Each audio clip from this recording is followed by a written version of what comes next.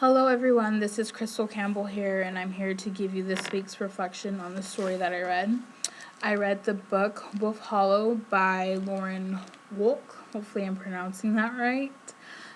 This book is about a young girl named Annabelle who lives in a small town up in the hills with her parents, grandparents, two younger brothers, and her aunt.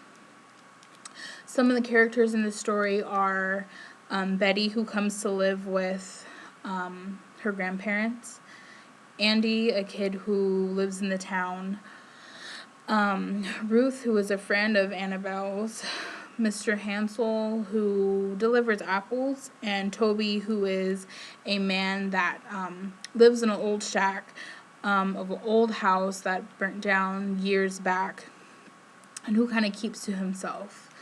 In this story, a lot happens around Betty. She seems to kind of come into the picture and, kind of threatens Annabelle, and she thinks that Annabelle is kind of rich or richer than her, and so she expects Annabelle to do certain things, and if not, then she threatens her and her brothers.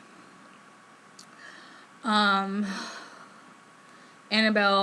doesn't know how to react, or should she tell her parents or not, but she eventually does end up telling her parents about the things that Betty has done towards her and others and her brother.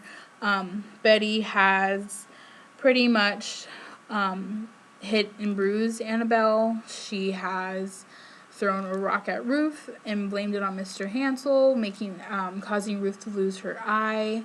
She puts up barbed wire with Andy, which causes James, Annabelle's little brother, to scratch his cheek, and she ends up killing a quail throughout the book, just to show basically her power. Throughout the story, Betty ends up going missing, and they were on a search for Betty, and because Betty was missing, they were pretty much asking around the whole town. Toby, who was a character in the story as well, he was also missing, and so they were kind of putting two and two together, thinking that Mr. Toby had done something wrong to Betty and is now hiding her on the run. But that's not the case at all. Mr. Toby ends up coming back before they found Betty, and Annabelle is trying to protect him, and she lets her family know what is going on, and they pretty much try to help in the situation. I pretty much enjoyed this book. I don't want to give, the story away if you haven't read it, but I would recommend this book. It was great. I picked it up on Wednesday, and I finished it last night.